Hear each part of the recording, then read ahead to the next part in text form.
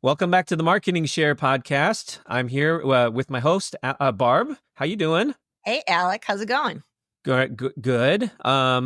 We have another guest today that I think is going to be a really cool conversation. The book that he's written and kind of his perspectives on how to really do good marketing.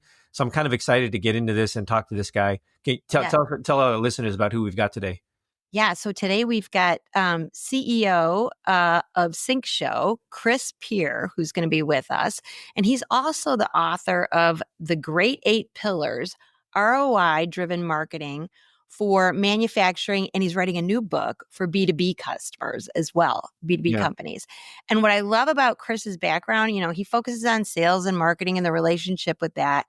And improving pipeline. But, in manufacturing companies, which he's got quite a few of, and industrial kinds of businesses, you have to do this extra job, right? Which is almost explaining what marketing is, reinforcing the benefits of marketing, and then you start to build on the foundation for how you can grow business and pipeline and leads, et cetera. Yeah, I totally agree. You and I both have had experience working with industrial type clients. It's very different than working for a tech client or a services client. And even though the underlying marketing principles are still the same, I'm excited to talk to someone that really has that background because I think it's just going to be neat to hear his particular perspective on this. Yeah. And I think in some ways, these customers are probably a little bit more skeptical, right, of marketing and what it can do for their business. So he talks a lot about foundation and what you need to do to build a really strong foundation. So let's get started. Yep. Let's go talk to him.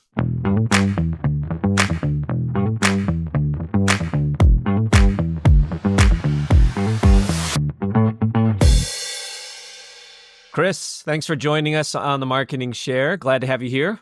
Thanks, Alec. I'm very happy to be here. Yep. We always love to have our guests just open a little bit and give us a little bit of your background. So can you start there? Just tell you how you got into Sync Show, and you've written a book. You're writing another one. Just tell us a little bit about that. Yeah. So going way back, I graduated Kent State University with a Bachelor of Fine Arts, graphic designer. Oh, so that's how I got into marketing. Okay. I always had a passion for corporate identity and branding.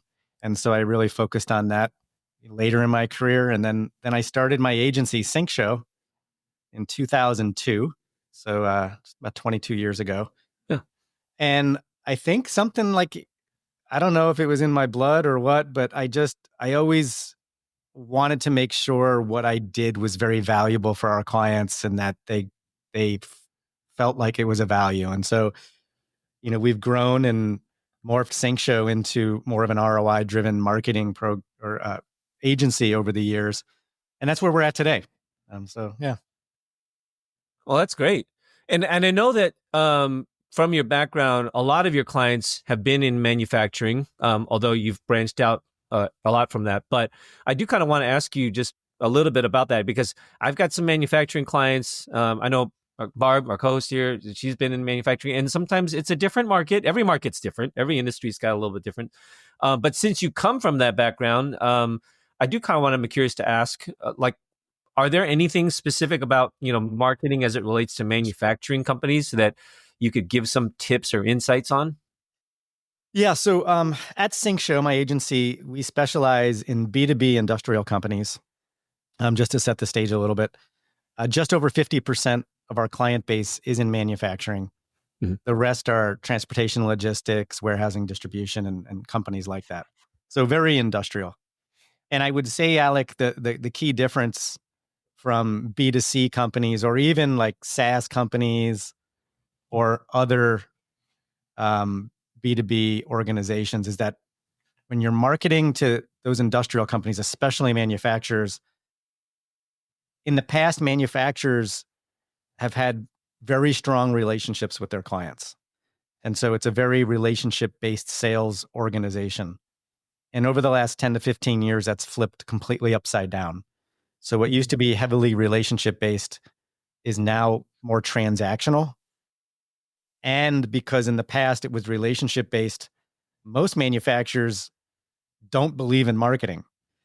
So it's a really hard sell. I used to spend all my time in sales selling the concept of marketing to manufacturers versus selling our value proposition of why to choose Sync Show. Mm. And years ago, I finally said, I'm not doing that anymore. If you don't believe in marketing, then I can't help you. Yeah, right. Yeah, you can self-select out, right? Yeah. Yeah. It's like because then it's just an uphill battle. Right. But I would say the key difference is manufacturers, because they've had little success in marketing in the past, I tell them all, like, it's communications. Think of it as communications. And that's important. Yeah. Yeah. I've experienced that as well, right? You have to kind of even educate on what marketing is and how it can benefit you before you can get them to trust you on doing some initiatives and those kinds of things. I think at least, in my experience, everybody's a consumer, right? So they understand what influences them, or at least they can relate to that a little bit. But I do think it's a bit of an uphill battle in manufacturing and industrial businesses for sure, because I've had that experience. So you tell the story, Chris, that one of your clients actually was struggling with trying to, guess what? And every client does this, right? Struggle with, the matching up between marketing attribution and activities versus impact in the business. And that was really the impetus that drove you to write your book. So could you talk a little bit about that? Sure. So my book is called The Great 8 Pillars of ROI Driven Marketing. And there's a number of stories, a number of clients over the 22 years I've been in business. But the one that really stood out, it was a manufacturing company located in the Midwest. And I had a business partner earlier in my career, and the owner of this company happened to be my business partner's cousin. And he hired us for the marketing, and their goal was to serve the automotive industry. They were already serving the automotive industry, but they were doing it as a tier 3 supplier, and they wanted to work directly with the automotive companies. And they said, if we could just work with Ford or Chrysler or GM, like, that would be amazing. So we implemented their marketing program. And this is going back like before the HubSpot days. This is, a while back, before we had some of the really great tools we have today. And we were doing all their marketing. We redid their website, did their value proposition, the whole works. And about 9 months later, they get a lead through the website from all 3 of those automotive companies in the same week. And we were able to track it. And this is, again, before we had all the sophisticated tools we have today. And so we worked with the sales team to help identify who these people might be, because we didn't have names. And they made some phone calls. And several months after that, they landed, I think it was a $30 million contract with Ford, I think. And then a couple months after that, their VP of marketing quit. They brought in a new VP of marketing, and the first thing that person did was fire us. And so I called the president, again, my business partner's cousin, and said, hey, what gives? Like, I thought things were going great. You seem really happy. And he's like, well, we just didn't see the ROI. And so I'm like, man, if my business partner's cousin fires us for a lack of perceived ROI, and I mentioned Ford, I go, what about Ford? He's like, oh, we would have landed that anyway. And so I realized we were doing something wrong and we had to fix it. And so we spent about 18 to 24 months, 2 to 3 years, year and a half to 3 years, somewhere in there, really looking at every single client we had ever worked with and what led to value or not value, and then how could we prove it. And I know I'm getting long-winded here, but I'll just share one thing. We really believed it was going to come down to the marketing tactics and when they were implemented and which tactics and how much of those tactics. And after our investigation, we were really surprised that it had very little to do with the tactical implementation, but had more to do with the marketing operational infrastructure and whether they had those 8 things in place. And so we wrote the book. So building a good engine is really the key, not necessarily how you choose to deploy it, because you can choose to deploy it in multiple ways depending on what's appropriate for your audience and your target. This is kind of what I'm interpreting from this, right? But you've got to have a really solid, marketing infrastructure in place in order to show the ROI. Is that an interpretation that fits? Yeah. And, I think, there's a couple different analogies I can use, but I'm a runner. I love to run. Hmm. You can't run a marathon without training. And, you really got to build that base. And so what happens oftentimes is the companies you work for, they want to do the marathon tomorrow. They want to get that ROI. They want to see immediate results, but they don't have the foundational requirements in place for success in the first place. Hmm. And so they don't want to hear that. But almost every company we work with now has worked with one or two or three agencies in the past. And they're with us because they wasted a lot of time and money on marketing that didn't work. Hmm. And we have a different approach towards it. And they're finally ready to do it the right way. To do it right, yeah. This also probably solves a bit of the other challenge that you often see in marketing, which is, the random acts of marketing, right? Us marketers have used that phrase many times, but, it's the idea that, okay, well, let's try this. Oh, not working. Okay, well, let's try that. Oh, okay. Well, let's try this instead. So you're just kind of bopping around. Sometimes it's called whack-a-mole or whatever, right? So do your pillars, how do they help solve for that? Or how do they help you avoid falling into that trap? Yeah, so I call it whack-a-mole style marketing as well. Yeah. I use that term all the time. And I think what happens is most marketers and marketing agencies want to do good. We want to be valuable. We love what we do. We're passionate about it. And like I mentioned a moment ago, the clients, the customers, they want value tomorrow. And they want proof that the thousands of dollars they're going to spend every month is going to provide an ROI. So what happens is people say, well, we got to get them immediate results. So let's do some social media. Let's do some email marketing or a pay-per-click program.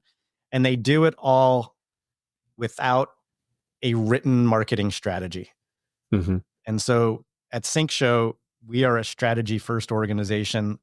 We will not work with a company on any tactical implementation until they have a written marketing strategy. Mm-hmm. And Alec, over the 22 years I've been in business, not a single customer has come to us with an existing written marketing strategy and said, can you help us implement this? Mm.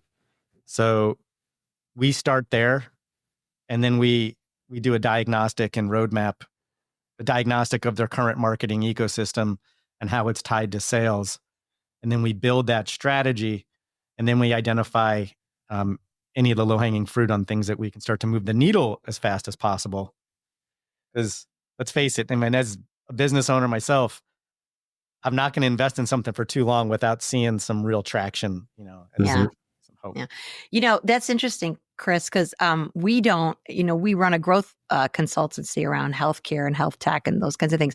And we don't do anything that's just activity driven anymore either, right? Because it doesn't serve us. It doesn't serve the clients. And you really need to dig into the business. That's why you're probably not growing.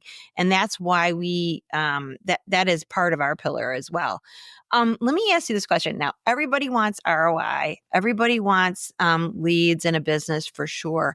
You talk about the importance of value proposition. In my experience, rarely do customers, ask, is there teeth in my value proposition?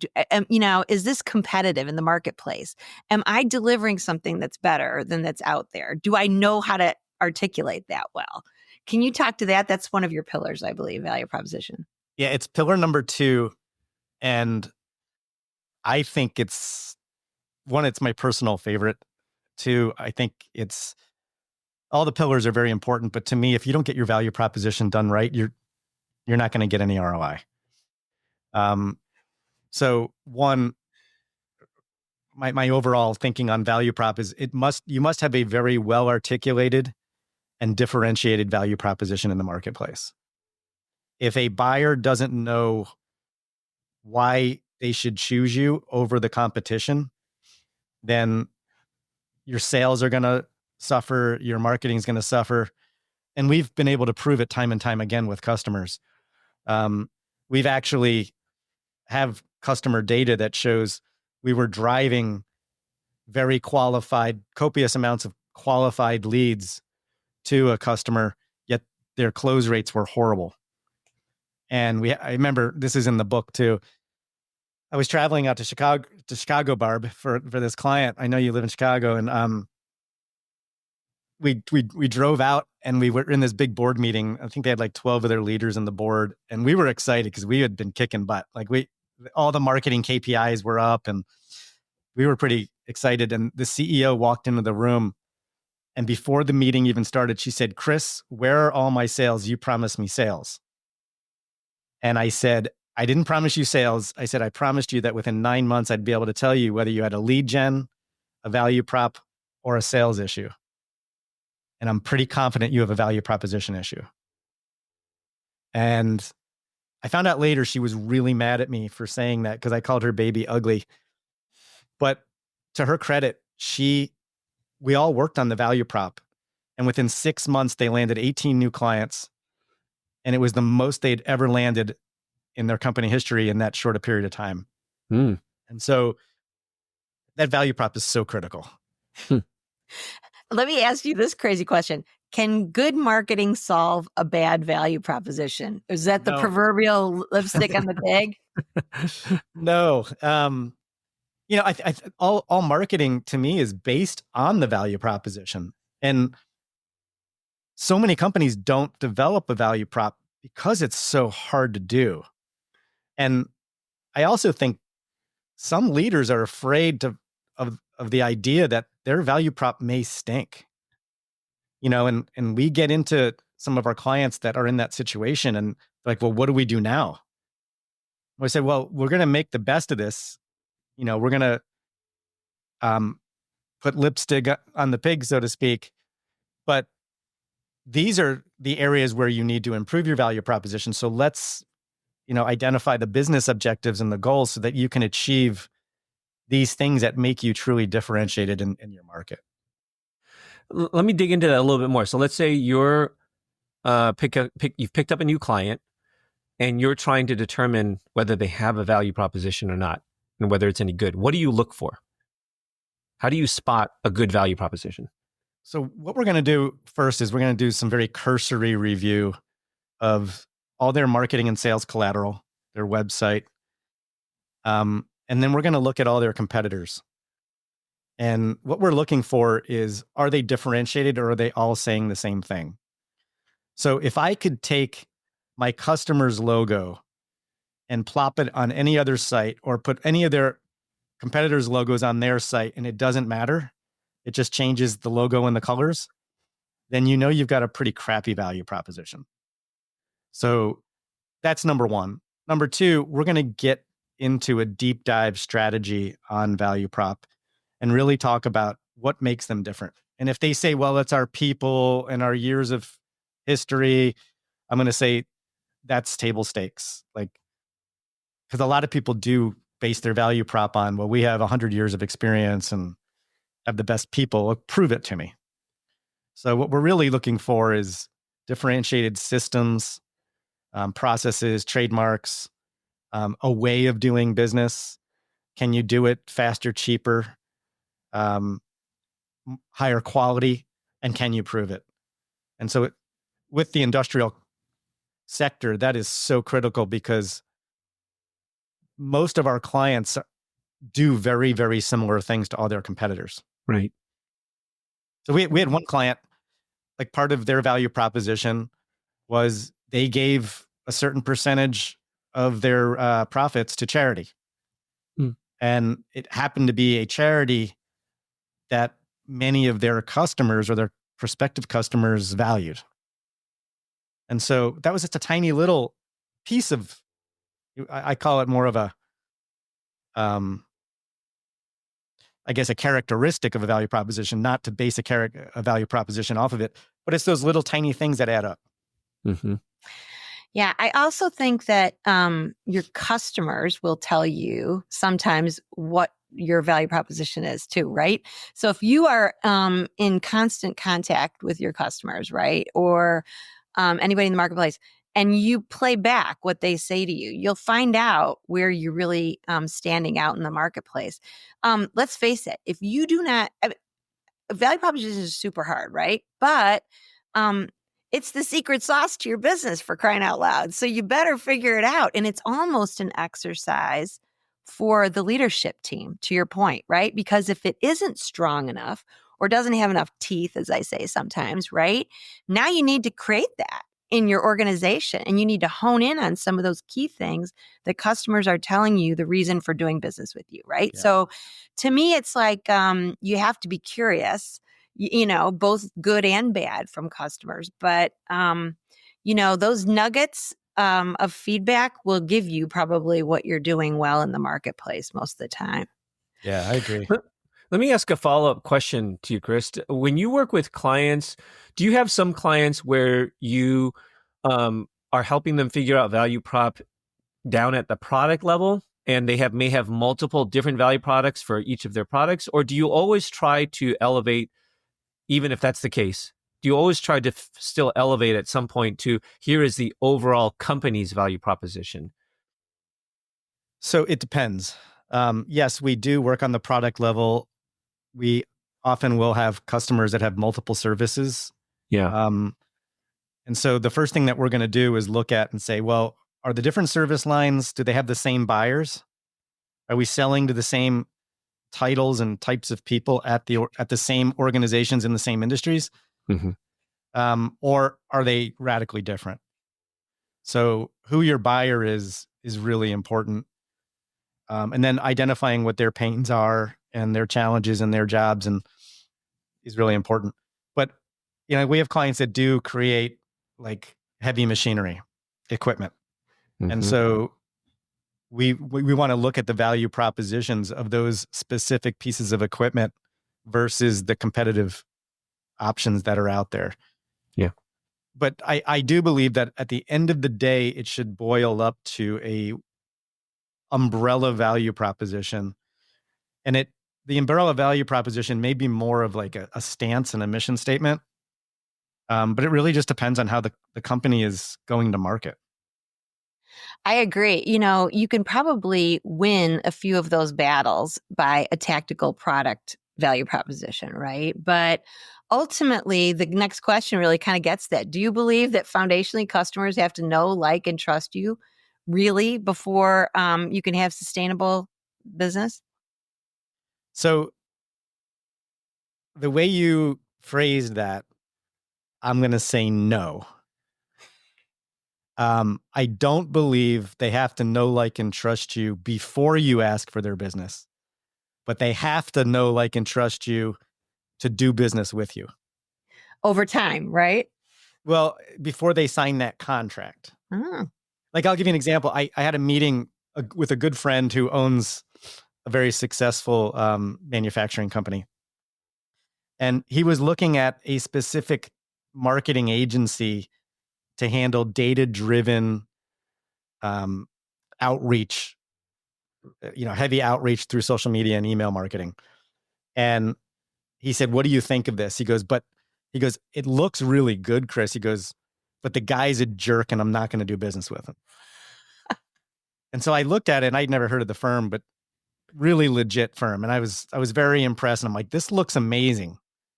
I'm like, maybe he's a jerk because he's just so damn good that he's arrogant. And he goes, "I don't care how good he is." He goes, "I called you because I was looking for a referral. I am not doing business with him. I don't do business with jerks." And so when you asked me that question, that's the first thing that popped in my mind. I do believe that they have to know, like, and trust you, but you have to provide value to them in order to keep their business. Mm-hmm. Mm-hmm. Yeah, I liken it to, you can have a transaction. You might try them for something, right? And maybe in manufacturing, it's a longer process, but in a transactional business, you might try something, right? But for a sustainable relationship, even in, even in transactional products, I think that people are looking for, you stick with something that works, right? So you want something that you can rely on, that's repeatable, and those kinds of things. And I think that plays into the, I need to know a little bit more about you. I need to feel a little bit more about this relationship than transactionally. Well, and I think there are rare circumstances where, hey, I might not like the person I'm doing business with, but they're really good. Mm-hmm. Um, but if you think about the industrial sector, why do they change vendors and providers? It's because somebody screwed up. It's because of ongoing quality issues or delivery issues or service issues. And so I do think that know, like, and trust factor into those things, both pre and post sale. Yeah. As just from my perspective. Now, in industrial marketing, a lot of that, I would view that to be mostly B2B type marketing. But I understand that you also have some perspectives or some clientele kind of on the B2C side. So what is your take on the differences between B2B versus B2C, kind of the marketing versus communications? What would you say to that? So we don't have any B2C customers. We only focus on B2C because you've probably heard me talk about the differences in B2B and B2C before. Mm-hmm. With business to business, when you're selling business to business, you're still selling to and marketing to humans. Mm-hmm. But those humans have very different perspectives as to why they're making a purchase decision. So on the business side, it's about cost savings, risk reduction, improving their career. They make buying decisions for different reasons than the consumer. The consumer makes much more emotional decisions.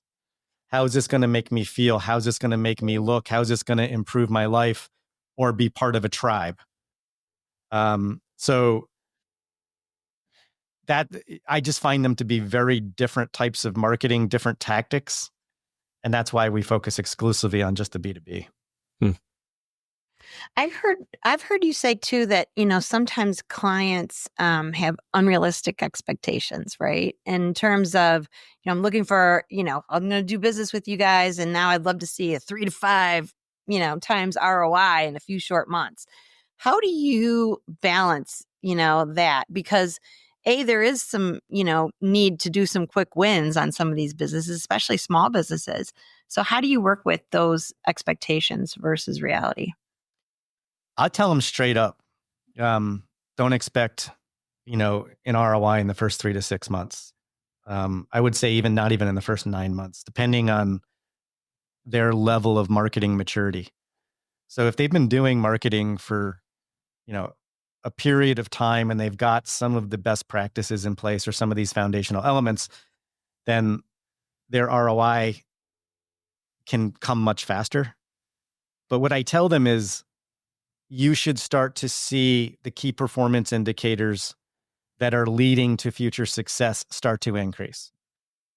So, is your website traffic going up? Are you getting more at bats? Are you having better conversations? Is your sales team seeing more efficiency and productivity? Are you getting more social media mentions? The leading indicators to future success. And then by the end of that first year, they should start to see ROI from the effort. And if they don't, then it's usually not necessarily the marketing issue. Like I'll give you an example, Barb. Like we had a client, we were driving sales qualified leads. We had put over $2 million of pipeline revenue into their pipeline, and they weren't a huge company. I want to say they were like a $20 million manufacturing company.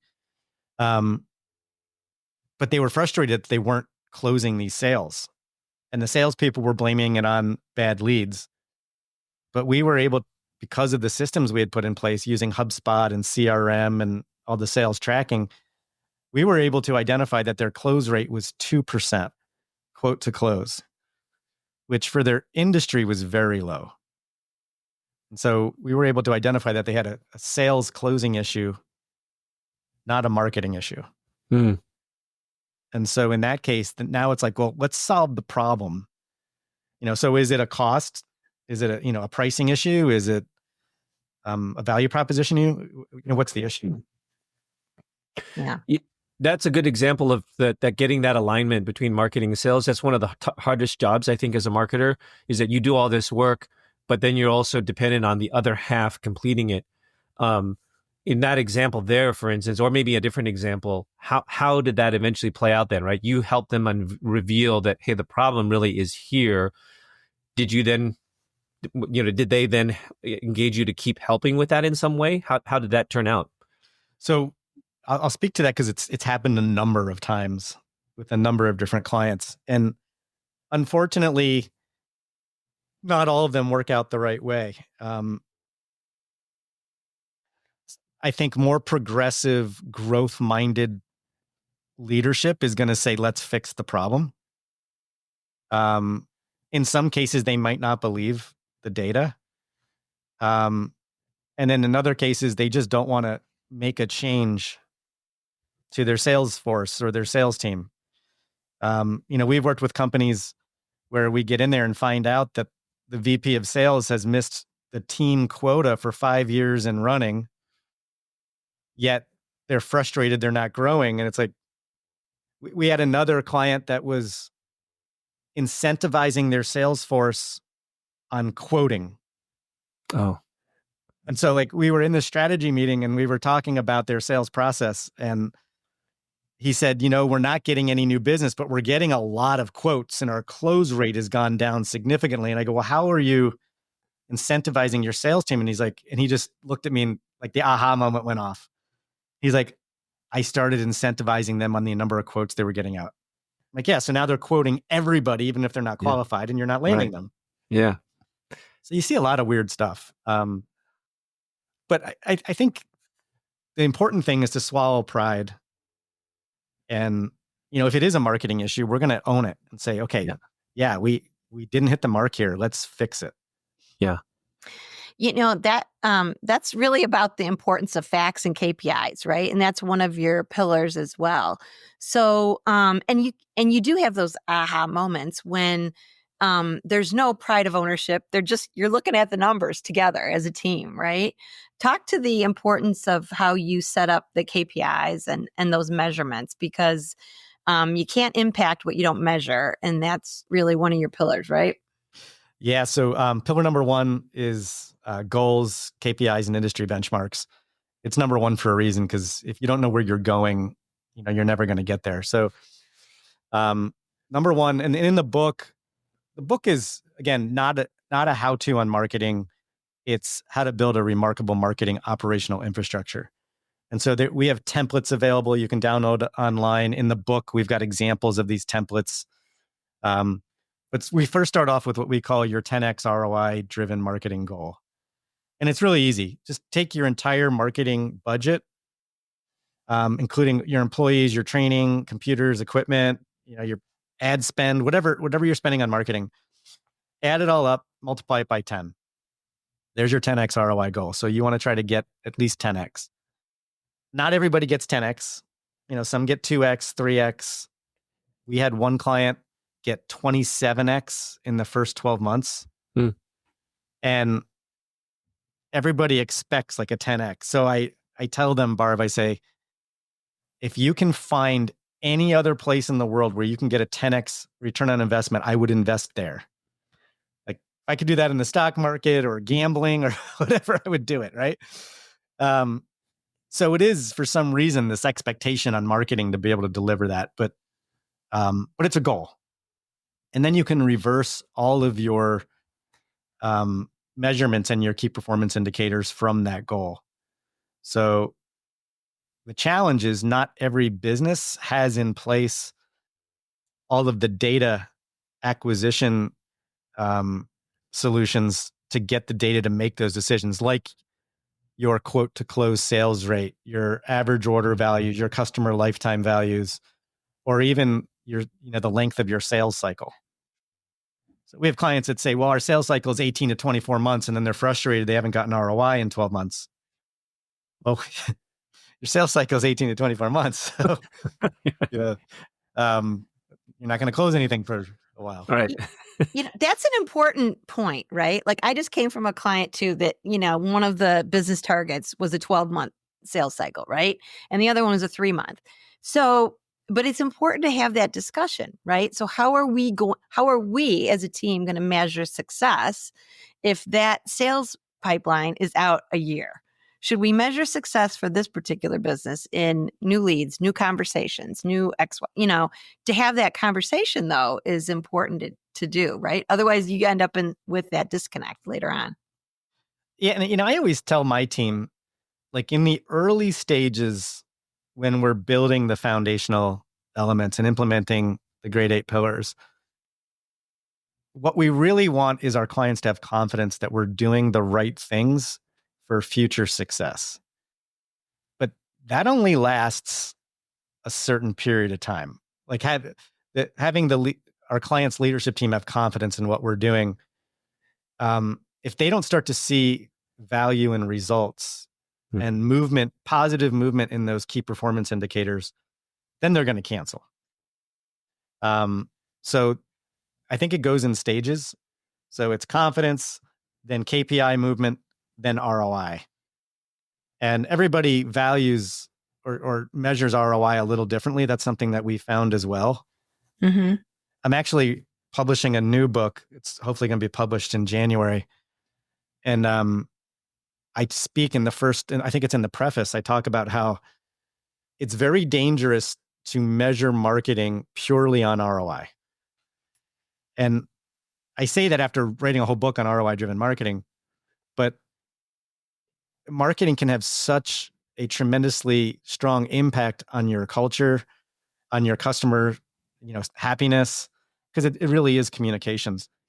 So anybody listening, I really hope you don't measure all of marketing's, value just on return on investment.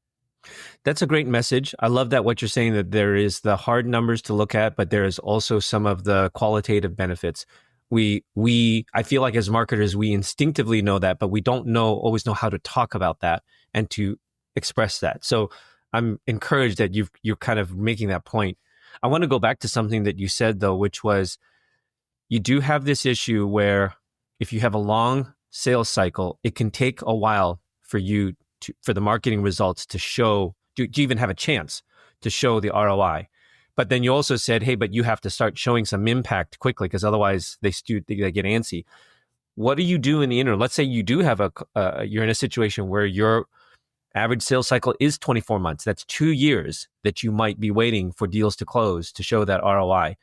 What do you do in the interim to show? Like, what are some of the, it may be these activity measures. What are some of the things that you would suggest to do in between to still show that value? So again, it's different for every client because everybody has different starting points. And Alex, let me back up for a moment and just talk a little bit about the starting point for clients. So we typically work with what we call marketing immature or marketing established clients versus marketing mature. Okay. And so when we say immature, means they've got very little marketing done in the past. They have very weak operational infrastructures around their marketing and usually their sales infrastructure. Marketing established companies are doing some of the right things and they've got some things in place. Maybe they have one full-time marketing person on staff.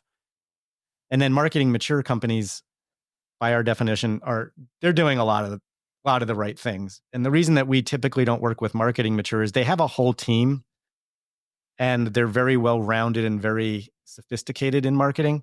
But what they need are like real specialists, like on pay-per-click or search engine optimization or a specialty area of marketing because they're already doing all the other stuff. Yeah. So as we get into that sales cycle that's long for our marketing immature and marketing established clients, what we need to make sure we have is a very strong relationship with their sales leaders. And so on a monthly basis, we're reviewing all the leads that come in, all the KPIs, And we got to make sure that, so this, like, let's just fast forward to year 2. If they've got a 2-year sales cycle, as an example, by the end of year 1, even probably after 9 months, they have to start seeing some leads come in. And we want to have that conversation with them and say, are these qualified sales leads or are they junk? And if they're junk, we better fix that pretty damn quick, because they know once they get the lead, they got an 18 to 24 month sales cycle. So they're going to go to their leader, usually the CEO, and say either, no, we're not getting qualified leads, or yes, we're getting very qualified leads. We're very excited. We believe X amount of these leads are going to go to proposal, and at our average order values, this should catch up. Yeah. So I love me a good case study. So you talked about that 27x number. Talk about how you achieve that. I mean, it doesn't happen in a vacuum for sure, but how does that kind of impact happen in an organization? Top 3 things that you did to strengthen that. Yeah. So again, it's going back to the basics. And the one thing I get a lot of comments on my book saying, this is like brass tacks stuff. Chris didn't say anything revolutionary or new, but they're like, this is just, common sense type stuff. But for some reason, nobody does it. So I think with that 27X client, it was a small manufacturing company. When I say small, probably 6 to 10 million in revenue. They had a very strong value proposition, but competed against 2 industry behemoths that had almost a monopoly on the niche. And but we were able to create a value proposition and prove it that their product could be done faster and more customizable than those 2 huge behemoths. And so our job was basically to get that value proposition nailed down, create a website that communicated it very effectively, and then get the word out to all their total addressable market. And in doing so, they were able to steal market share from those 2 industry behemoths, and continue to do so. So that was one. I'd say that the company, or the most proud I've been in my career is, I love to help and I want to make sure we add value. And we had a tool and die shop that we were working with. And we work with companies anywhere from, like, on the low end, 5 to 10 million, but our average customer is probably like under 100 million in revenue. Most of them are probably under 50 million. But we had implemented a marketing program for a company. They had 2 business partners. The one business partner brought us in, and he was really excited about it. The other partner was not. And our relationship with the business partner, that gentleman retired. And after he retired, the other business partner, who wasn't for us at the beginning, pulled me aside and he said, Chris, because I got to tell you a story. And he said, when we first hired you, the bank was calling our loan. I just cashed in my 401k to make payroll. Wow. And we were on the brink of going out of business. And he goes, and my business partner wanted to hire you and spend like 70, 800 grand a year or whatever it was on marketing. And he goes, you saved our company. And he fired us 6 months after that. And the reason he fired us, we're still good friends today. And he said, he goes, what you did for us is driving so many leads for us. We don't even need to do this anymore. And we can't keep up with the demand we have. So I look at that and I'm like, oh man, we saved jobs. We helped the survival of his company, and they're still going strong today. So That's a great story. I love it. That is a great story, but I'd say let's grow that sucker. Come on. Yeah, and he still calls us for projects from time to time, and I think he's just happy where they're at. Yeah. All Well, right. Chris, thanks for being on, joining us and sharing your perspective and your experience. It's great. I think a lot of wonderful insights that actually going to take back to some of the things that I'm working on. Tell our listeners where they can get in touch with you if they want to talk with you more. And then also remind us again, you have a book, but you also have another one coming out, right? So tell us about that too. Yeah. So you can find me on LinkedIn. It's just Chris Peer. You can also visit our website at syncshow.com. That's SYNCSHOW.com. I also have a website. It's G8P. That's the letter G, the number 8, the letter P.co, where it's more G8P is more about the Great 8 Pillars. And we have a ton of templates and guides that you can download for free there. And then my new book, so my first book was written specifically for manufacturing. My new book is an improved version, but it's for all B2B companies. They're both called The Great 8 Pillars, and you can find them on Amazon. Chris, thanks so much for joining us on the Marketing Share. Thanks, Barb. Thanks, Alec. Appreciate it. Thanks.